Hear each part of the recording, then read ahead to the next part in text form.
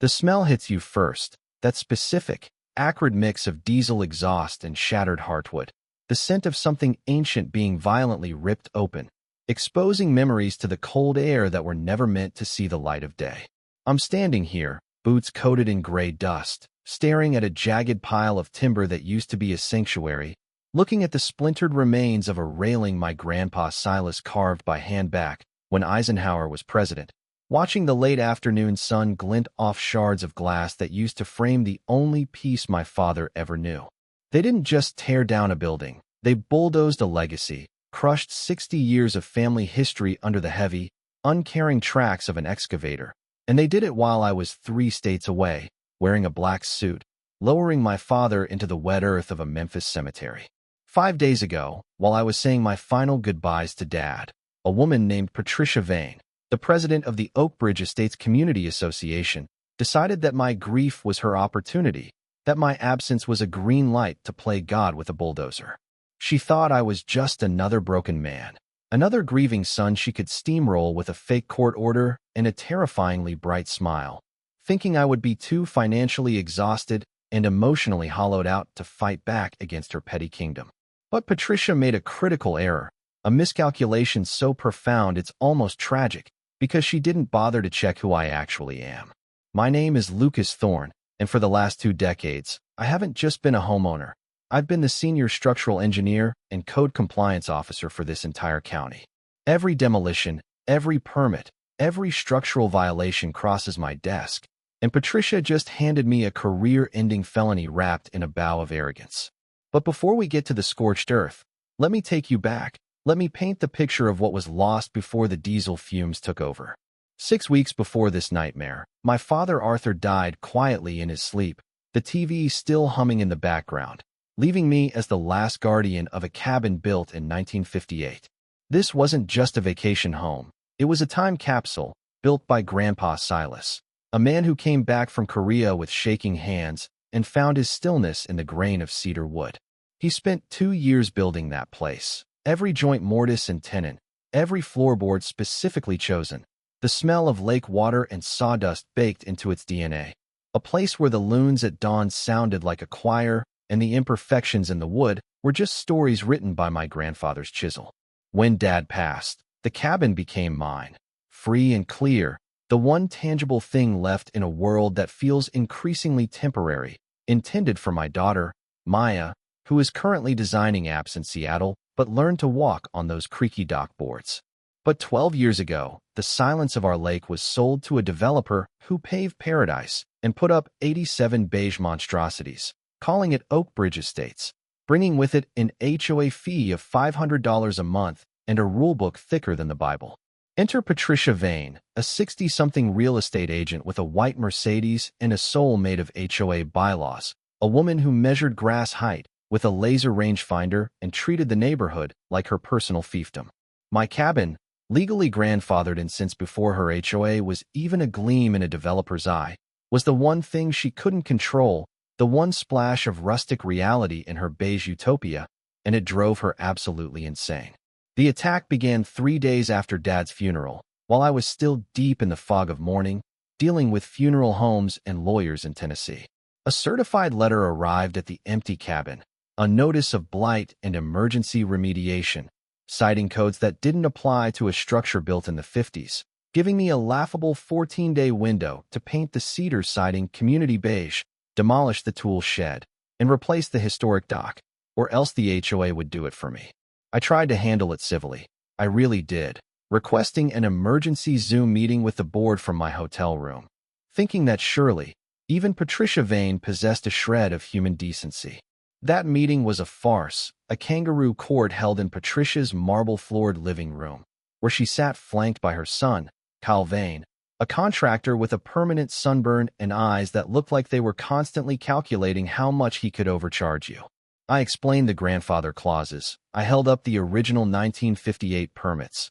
I pleaded for time to grieve, but Patricia just looked at me with that synthetic sympathy, saying, "Mr. Thorne, we understand your loss, but rules are rules, and your property is dragging down our equity." They voted 6-0 to authorize remediation. If I didn't comply, and I foolishly thought I had time to file an injunction, assuming they wouldn't dare move without a sheriff present, assuming they respected the law. I was wrong, devastatingly wrong, because on Tuesday morning, while I was sitting in my aunt's kitchen staring at black coffee, my phone screamed with a video call from Graham, my neighbor 2 doors down, a retired mechanic with hands like leather and a heart of gold. I answered, and his face was pale, the wind whipping his phone microphone, and in the background, the roar of heavy machinery was deafening. "They're here, Lucas," he shouted over the noise. "Patricia is here with a clipboard, and Kyle's got a crew. They're tearing it down, man. They're tearing it all down." I felt the blood drain from my face, a cold numbness spreading through my chest as I switched to speaker and frantically dialed the sheriff's dispatch on my other line. Watching on the screen as the excavator bucket smashed into the front porch where I had my first coffee with my dad. I was screaming at the dispatcher, using my full government title, explaining that this was an illegal demolition, that there were no permits, but the dispatcher, bored and distant, told me the officers on the scene had been shown a court order by the HOA president. It was a lie, a fabrication, but by the time I could explain that, I watched the roof collapse on Graham's video feed, watched 60 years of memories fold inward in a cloud of dust and insulation. I watched Kyle's crew, wearing vain construction shirts, ripping apart the walls without any hazmat gear, ignoring the asbestos siding, ignoring the lead paint, just smashing my family's history into garbage. I booked the first flight back, a red eye that cost me a fortune, vibrating with a rage so pure it felt like I had swallowed dry ice, unable to look away from the updates Graham kept sending. By the time I rolled my rental car into the driveway at Blackwood Lake, it was night, the moon casting a ghostly light over the destruction. The cabin was gone, just a concrete slab scarred by tractor treads, piles of splintered wood that used to be walls, and the smell of diesel hanging heavy in the humid air. And there, staked into the ground like a tombstone, was a laminated invoice. Per Oak Bridge Bylaw 14, non-compliant structure removed. Restoration costs $35,000, payable immediately. Signed, Patricia Vane. I stood there in the dark, holding that piece of plastic, shaking not from sorrow anymore, but from a cold, hard realization of what I had to do. I pulled out my phone, opened the county's internal secure database, the one only inspectors have access to, and I searched for the address. Demolition permit, none. Asbestos abatement filing, none. Environmental impact survey, none. Patricia hadn't just bullied a homeowner. She had committed 3 separate felonies, violated federal environmental laws, and illegally disposed of hazardous waste in a residential zone. I looked at the rubble, then I looked at the dark windows of Patricia's mansion up the hill, and I whispered to the ghosts of my father and grandfather. She wants a war? She just declared one on the wrong man. I didn't sleep that night. I just sat in my rental car watching the sunrise illuminate the crime scene, fueling myself on lukewarm gas station coffee and the kind of focus usually reserved for surgical strikes. The grief was still there, a heavy stone in my gut, but I packed it away, locked it in a box, because right now I needed to be Lucas Thorne, the inspector, not the grieving son. My first stop wasn't the police station, it was the office of Veronica Sharp, a lawyer who operated out of a converted loft downtown, a woman known in the legal community as the Shark of State Street for her ability to smell blood in the water from 3 miles away. Veronica looked at the photos, the video footage Graham had saved, and the fake court order, her eyes widening behind her designer glasses. "This is bold," she murmured, tapping a manicured fingernail on the desk. "Stupid, but bold." She didn't just break property law, Lucas, she forged a judicial document. That's prison time before we even get to the destruction of property. But I told her I didn't just want a settlement, I didn't just want a check. I wanted to dismantle the entire corrupt engine that allowed Patricia and her son Kyle to operate like feudal lords. Veronica smiled, a terrifying expression, and said, "Then we invoke the sunshine laws. We demand every financial receipt the HOA has generated in the last 7 years, because people who destroy homes illegally are usually stealing money too." While Veronica launched the paper assault, I launched the field operation. As a county inspector, I have the jurisdiction to audit any construction project for safety compliance, and it just so happened that Kyle Vane's company, Vane Construction, had built 12 of the newest homes in Oak Bridge Estates. It wasn't retaliation, it was due diligence, or at least that's what I'd tell a judge. I started on a Thursday morning, flashing my badge at a startled young couple in a colonial on Maple Drive, explaining I was doing a district-wide safety audit. It took me less than 20 minutes to find the rot beneath the surface. Load-bearing beams that were 2 inches too thin, electrical wiring that wasn't grounded, HVAC systems venting carbon monoxide into the attic instead of the roof. By Friday afternoon, I had inspected 10 homes and found 68 major code violations, naming Kyle Vane as the contractor on every single one. These weren't just cut corners. They were death traps waiting for a stiff wind or a spark. I red-tagged them all, issuing citations that would cost thousands to fix, effectively freezing Kyle's ability to work in the county until every single issue was remedied. My phone started blowing up with calls from Kyle, threatening, screaming, leaving voicemails where his voice cracked with panic, but I didn't answer. I was too busy digging through the county archives in the basement of the courthouse, looking for something much older, something Veronica had hinted might be buried in the original land deeds. The smell of old paper and dust is usually boring, but that afternoon it smelled like victory. I found the original 1958 master deed for the entire lake basin, a document signed by the original landowner, a conservationist named Eleanor Blackwood. Buried in paragraph 9, hidden behind legal jargon, was a restriction that applied to the land itself, superseding any future HOA covenants. Any removal of pre-existing structures on the waterfront parcels requires unanimous consent of the County Historic Board. Failure to comply results in the immediate reversion of the land's management to the county trust. Patricia hadn't just torn down a cabin. She had accidentally triggered a clause that could legally dissolve her entire HOA's authority over the waterfront. The escalation began on Saturday. Patricia, realizing the walls were closing in, went nuclear. She hired a bot farm to swarm the neighborhood Facebook group, posting anonymous lies that I was a corrupt inspector looking for bribes, that my daughter Maya was an entitled brat trying to scam the community. Maya called me from Seattle, crying, saying people were demanding her hateful things. But then something amazing happened. The real neighbors, the ones Patricia had bullied for years, started fighting back in the comments, posting stories of how I had helped them permit their decks for free, how I was the only honest bureaucrat they knew. The bot attack backfired, turning the community against Patricia just as the financial documents landed on Veronica's desk. We met in Graham's garage, which we had turned into a war room, pinning evidence to a corkboard like we were hunting a serial killer. Veronica laid out the spreadsheets, circling numbers in angry red marker. "It's a Ponzi scheme," she said, disbelief coloring her voice. "The HOA takes in $500,000 a year, but only spends $300,000 on legitimate costs. The rest?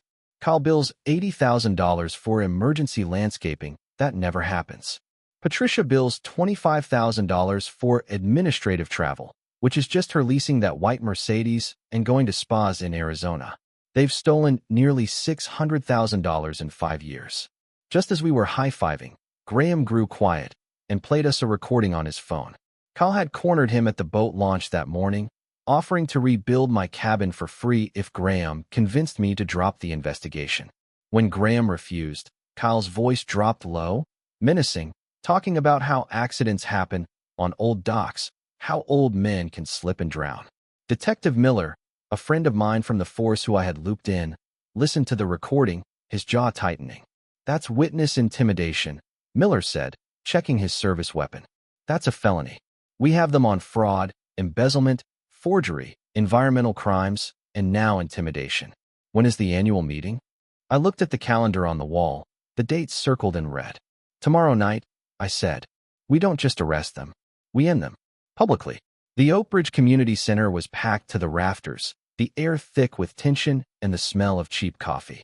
It was the annual mandatory meeting, usually a boring affair, but tonight, word had spread. Sarah Jenkins, a reporter for the local news channel, was set up in the back with a cameraman, ostensibly there for a fluff piece on community conflict, but tipped off by Veronica that fireworks were coming. Patricia Vane sat at the head table, wearing a string of pearls and a blazer that cost more than my first car, looking for all the world like a queen holding court, with Kyle sweating profusely beside her. She banged the gavel, trying to start the meeting with a lecture on recycling bin placement, but I stood up. "Point of order, Madam President," I said, my voice steady, projecting to the back of the room. She sneered. "Mr. Thorne, you are not on the agenda." Veronica stood up next to me. Actually, under State Statute 42, a motion of lack of confidence takes precedence over all other business. Before Patricia could argue, I walked to the front, plugged my laptop into the projector, and the screen behind her lit up not with a pie chart, but with the video of her standing in my driveway, pointing at my grandfather's cabin as the bulldozer crushed it. The room went dead silent. I narrated the footage, calm and cold. This was 5 days ago. No permit. No asbestos check. Just a forged court order. I clicked the next slide, the fake document side by side with the county records proving it was a lie. Then Veronica took the floor, displaying the financial infographics. "Here is where your dues went," she announced. "Not to the roads. Not to the park. To Patricia's Mercedes lease. To Kyle's Phantom Landscaping Company." The crowd erupted, shouting, people standing up and waving their fists. Patricia was banging the gavel, screaming for order, her face a mask of panic as her kingdom crumbled in real time. "And finally," I said, cutting through the noise, displaying the 1958 deed restriction. "Because of this illegal demolition, the HOA has violated the master covenant. The county is now seizing control of the waterfront management. Your HOA is dissolved." Patricia stood up, trembling with rage. "You ruined me. You petty little man, you ruined me." I looked her dead in the eye and said, "No, Patricia. You ruined yourself when you decided a man burying his father was an easy target." That was the cue. Detective Miller stepped out from the back, badge gleaming under the fluorescent lights, followed by 2 uniformed officers. "Patricia Vane, Kyle Vane, you are under arrest for fraud, embezzlement, and conspiracy." The walk of shame was captured in high definition, the camera flashes blinding them as they were let out in handcuffs, the community they had terrorized cheering like they had just won the Super Bowl. But the real victory wasn't the arrest, it was what happened after. In the months that followed, the justice system did its job. Patricia pleaded guilty to avoid a 20-year sentence, taking 5 years in state prison and losing every asset she owned to pay restitution. Kyle got 3 years and a lifetime ban from holding a contractor's license. The stolen money was recovered and returned to the homeowners, checks for thousands of dollars landing in mailboxes like Christmas in July. It's been 6 months now. I'm standing on the end of a brand new dock, built by volunteers, neighbors who showed up with tool belts and coolers of beer to help me rebuild. The new cabin stands behind me, almost identical to the old one, but with modern wiring and safety codes, a fusion of Grandpa Silas's design and my engineering. We dedicated the dock last week as Silas's Landing and opened it to the public, restoring the access that the original deed intended. I used my portion of the settlement money to start a scholarship for trade schools, for kids who want to build things with their hands, not destroy them with loopholes. As I scatter the last of Dad's ashes into the water, watching them swirl and vanish into the deep blue, I feel a sense of lightness I haven't felt in years. Maya is here, taking photos for her blog, which has turned into a massive resource for fighting corrupt HOAs. Graham is fishing off the end of the dock, finally relaxed. We won. We didn't just beat the villains. We dismantled the system that created them. But it makes you ask the question, doesn't it? If I wasn't a building inspector, if I didn't have access to those databases, would Patricia have won? How many people out there are losing their legacies right now because they don't know which file to pull? Justice shouldn't require an expertise in structural engineering, but until it's free for everyone, you better believe I'm keeping my eyes open. What would you have done? Would you have taken the settlement? Or would you have burned it all down to build something better? Let me know in the comments. And Patricia, enjoy the laundry duty.